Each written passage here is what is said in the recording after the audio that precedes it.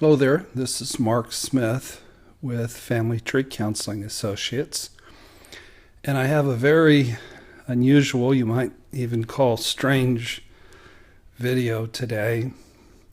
I'm actually making this video for a group of friends and family who are coming over to my house in about 3 hours, about 2 hours, and we're gonna celebrate the anniversary of my shattering. We're gonna celebrate a year of survival. Have you ever heard of such a thing? I told them in the Facebook invite it's gonna be a combination between a funeral, a party, a graduation, and a group therapy session. So I'm sort of going to be talking to them, but I'm going to show this in a video form to them, but I wanted to share it with you guys too, because I want to model for you how to grieve your year anniversary. And, we have a community of people talking back and forth on our YouTube channel, and I wanted to include you guys as well. So welcome. It's been a rainy, gloomy day. Just rained all day long, which has felt appropriate for me for this day. This isn't the exact day of the shattering. It happened on the 26th. Today's April 30th. But it's the first Saturday afterwards. And I just thought it would be easier for me to gather my thoughts to share with my friends if I had a chance to prepare and sit in a room by myself in front of a camera to be able to share. Trauma is like there's a tiger in the room, Peter Levine said. And I'm not talking about a passive tiger that just lays there and looks cool. I'm talking about a man-eating, vicious tiger that is dangerous and threatening and loud and scary. And through the help of all you people sitting in the room and some of you folks out there in YouTube land and a long list of people I'll be thanking, I've been able to tame a pretty dangerous, pretty scary tiger over this past year. You know what?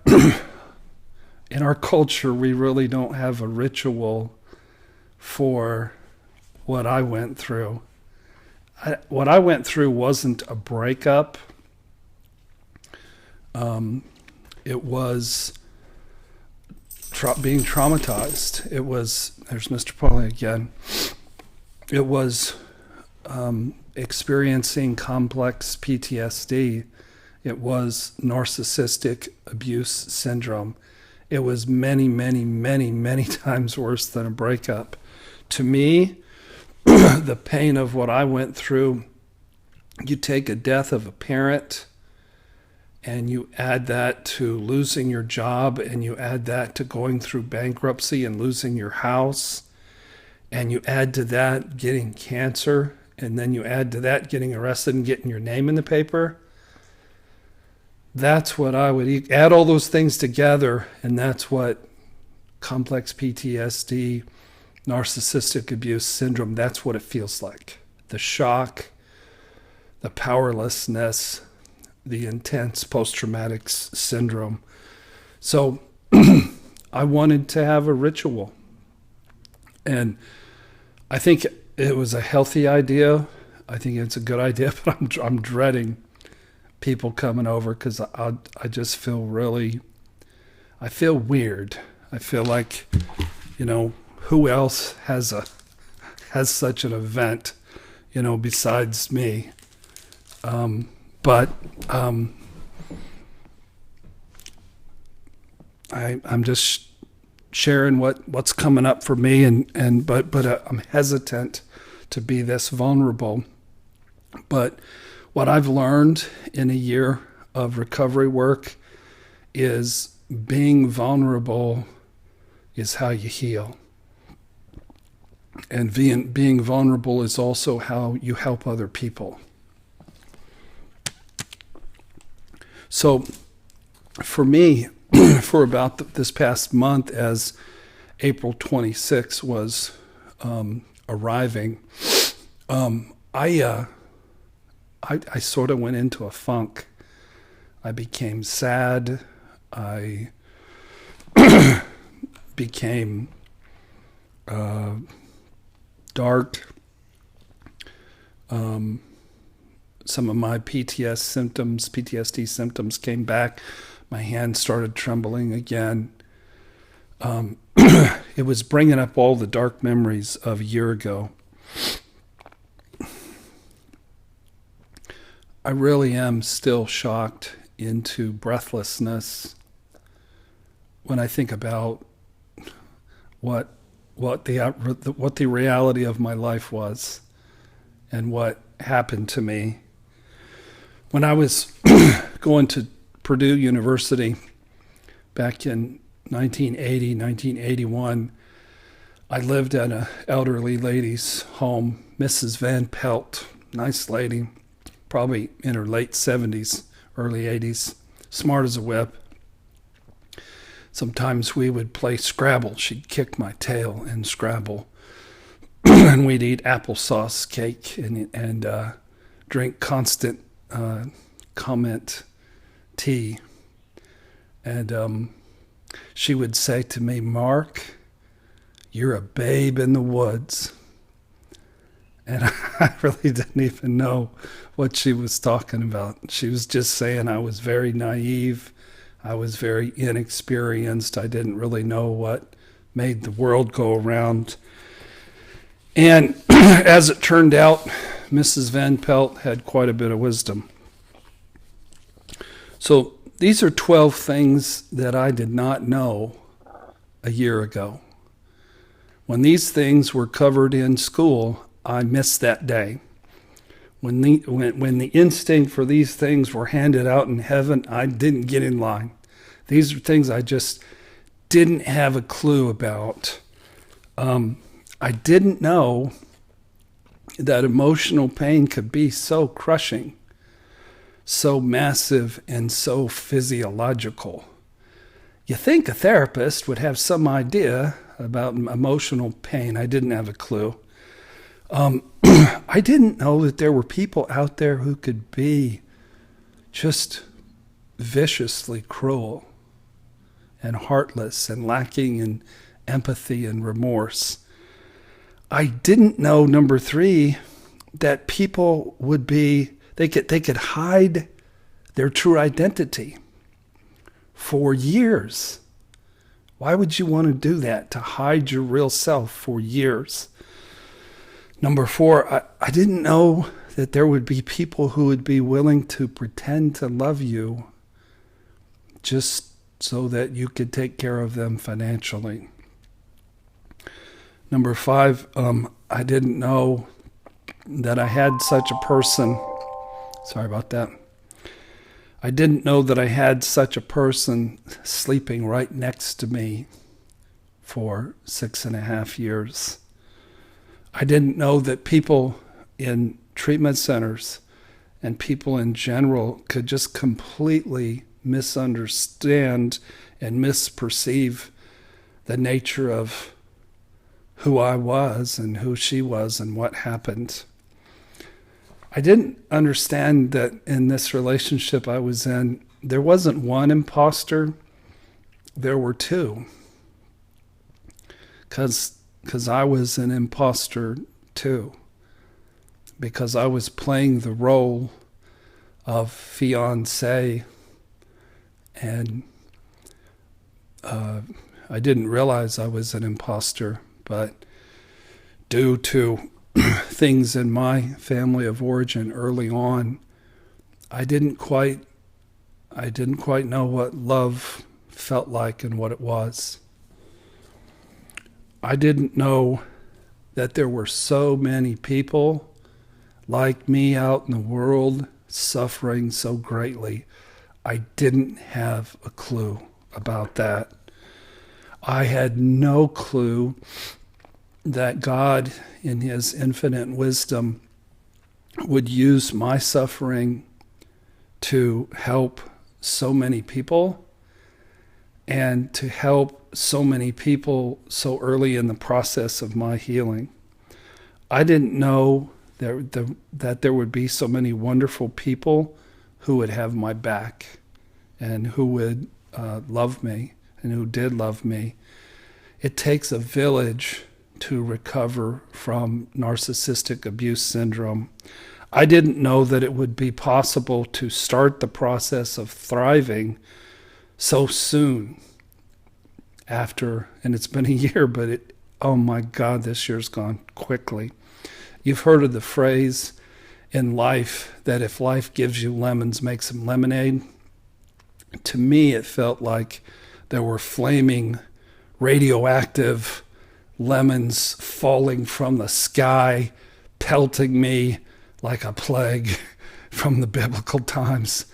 And through the grace of God and the power of recovery and a lot of hard work and a lot of community help, I've been able to make some pretty good lemonade even out of those lemons.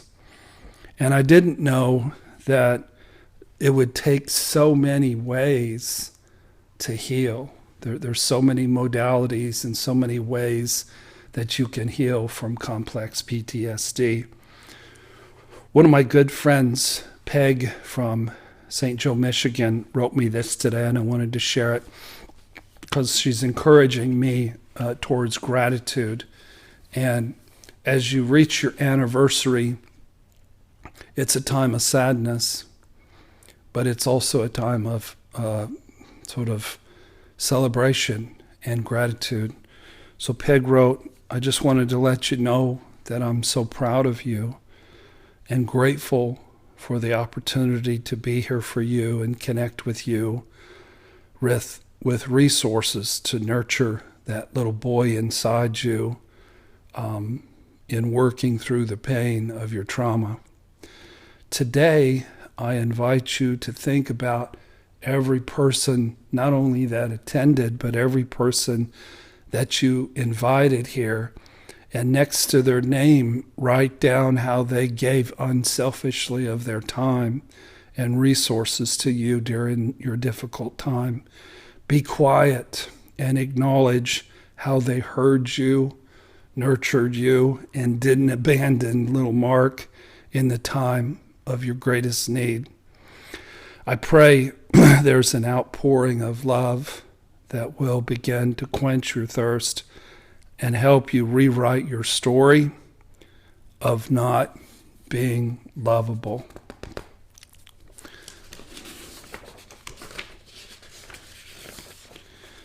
And with humility and gratitude, may you give God glory for sending his love in human form to help you. It's by his grace that you have been healed. You've come way too far, Mark, to go back. Don't overtrust your demon of neediness.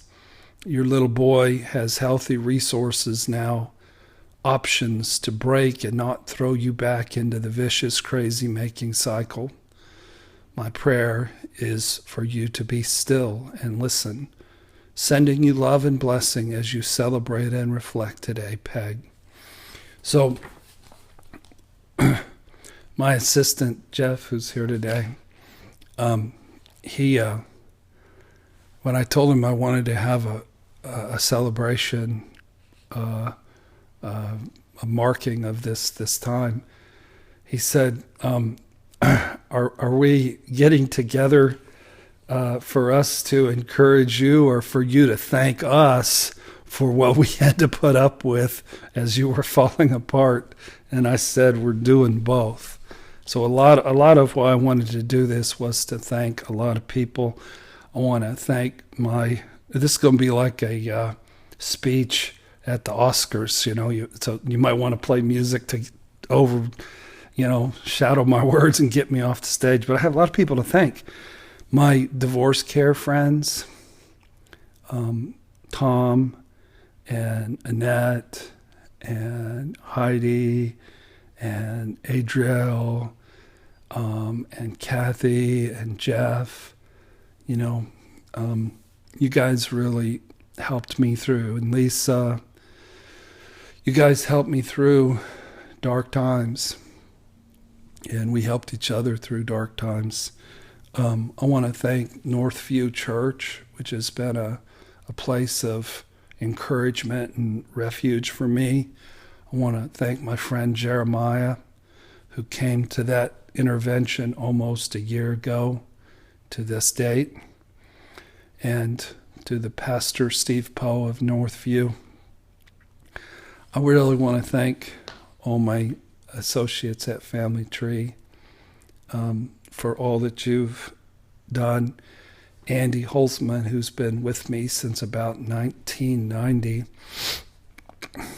he provided the leadership for the practice when I was unable to work, and he put a lot of money into the practice to keep it running when I wasn't able to contribute. And he ran my men's group for a year, and I get to return this coming Tuesday to begin running the men's group again.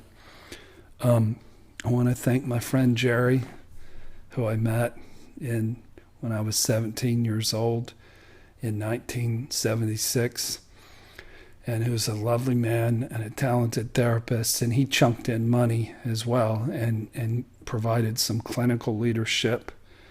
I want to thank Steve Cooper, who, he stayed at Family Tree, and he was putting in a lot of hours and paying the practice a lot of money because of loyalty and love for me and loyalty and love for Family Tree.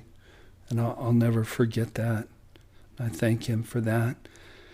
And I thank Jen for offering encouragement and, meeting with me, every now and again just to, see how I was doing.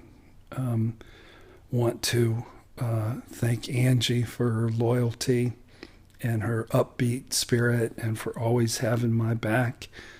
And I want to thank Jeff, my assistant, for going through hell when I was gone. And, he worried about a lot of things, and it really put him through the ringer. And all these people saved Family Tree to where now it's really thriving again, but it wouldn't have been if it wasn't for them. And I thank our newest associate, Karen, who was gracious with me in my, there's a ram or a goat behind me, was gracious with me as a therapist who was cracking apart. And now God has led her to join us as a associate, and I think she's already bringing a lot to the table. And then also, want to thank Renda, who has been such a good friend to me and who gave me a lot of practical help when I needed it the most. I don't know if I'd be here without the practical help that my friend Renda gave me. I want to thank my friend Michael and his wife Heather. Michael was there for me in my darkest hours. There was a lot of times when I couldn't reach anybody, and I was able to reach Michael, and he would listen to me. And sometimes he would meet me at church just to sit with me. And, God really used you, Michael. Thank you. I want to thank my brother, Sam. I always saw my brother as this sort of hard guy who didn't have a lot of grace in his spirit and wouldn't understand brokenness in a person. And some of my brokenness he did have a hard time understanding because it defied rationality at times.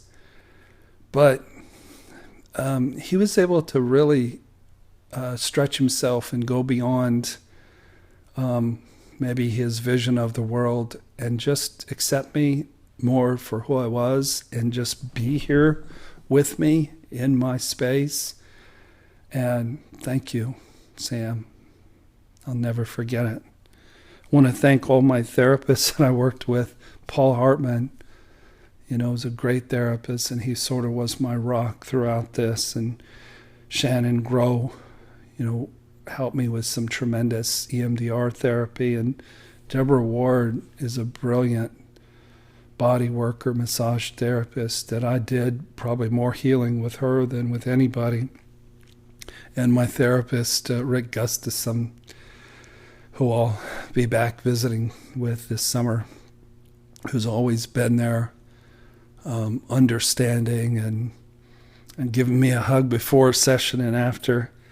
And for the kindness of Dr. Baca, who sent me some very lovely follow-up emails after this situation, and for my new therapist, Brittany, who's brilliant. I want to thank the people at On-Site who saved my life and who gave me a really safe place to go and heal. And I get to go again on May the 6th through the 13th, and I'm really excited about that. I want to thank the members of my group at On-Site that we call it our life group. We text back and forth and offer care and support for each other. I want to thank my son, Jarrett, who didn't really understand why I needed to stay at On-Site. And I had expended all my resources, and I couldn't afford to write a check to On-Site for $16,000 to stay for a month at this treatment center. But my son, just out of trust in me and love for me, wrote that check. And I think that probably saved my life as well. I want to thank my daughter, Jordan, for coming to that little intervention thing a year ago. It had to be unpleasant. And for the grace of her forgiving me after being exposed to my PTSD on that cruise ship. Sometimes if you have really bad PTSD, the people around you suffer the most. And I want to thank Miss Taylor, my other daughter, for coming tonight and for her love and support this past year. I want to thank the guys in the men's group. And like I said, I'll be back this coming week. And some of you were guys that I could text and get support from through the year. I want to thank all you people out in YouTube land. I want to thank my friend Kathy, who's my hero, somebody who went through Shattering and has overcome and has built just the most thriving, self-actualized life I'm aware of. I want to thank my buddy Lenny, who knows me quite well. We've been playing basketball for 15 years together. This guy, he calls me sweetie in front of the other fellas just to embarrass me. I can't explain this guy to you. We're brothers. We're soul brothers in a way. And he's been a support. My friend Rhonda, who has sent many text messages of support throughout the years. One of my very best friends, Fred.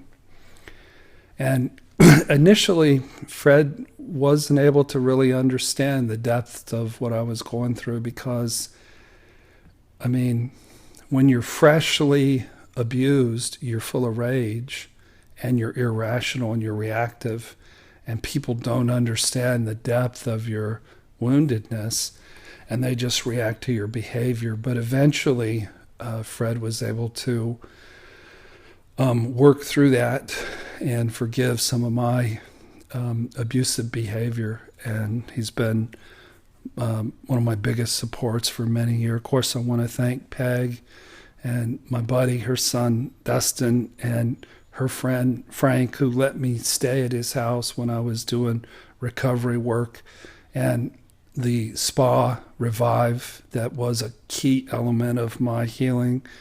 My friend Brian Carey, who would meet with me and offer me encouragement. My friend Tim Broyles, who we would share our experiences back and forth and support each other. My friend Matt, who just was a source of a lot of wisdom and encouragement. My neighbors, Patrick and Jan, who were wonderful and supportive this past year. My new relationship with Serena, who offers me a lot of wisdom and is teaching me how to communicate and how to love. My friend Pilar, who supported me a lot this past year, and my best friend, Mr. Pauly, over there. So I shared with everybody that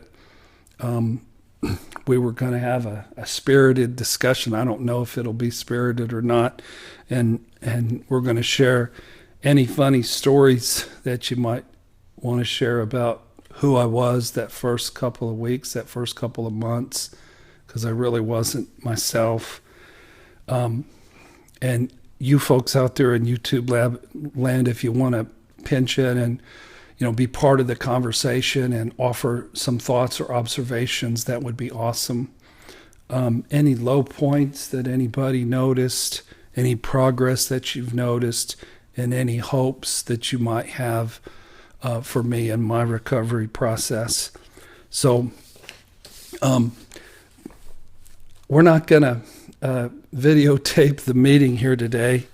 It's sort of a private thing, but I'm grateful to be alive, and I'm grateful to be a channel for sharing my recovery with others and to be a source of hope and encouragement. It's been a year, and I believe I'm through the hardest part. And if you're out there and you're really suffering, trust me, you're going to get better. Watch these videos and the videos of all the other people out there who make YouTube videos, and learn from them and do the things you need to do. Go to therapy, practice yoga, do meditation, exercise, do everything, do EMDR, do all the things you need to do, get support, go to a treatment center, have friends you can text message, and you'll put one foot in front of another. You'll put one day in front of another, and the next thing you know, it'll be a year, and you'll have a different spirit about you, and you'll be a better, a healthier, and a more joyful person. So thanks for watching today, and my friends, thank you for coming to this very strange gathering today. God bless.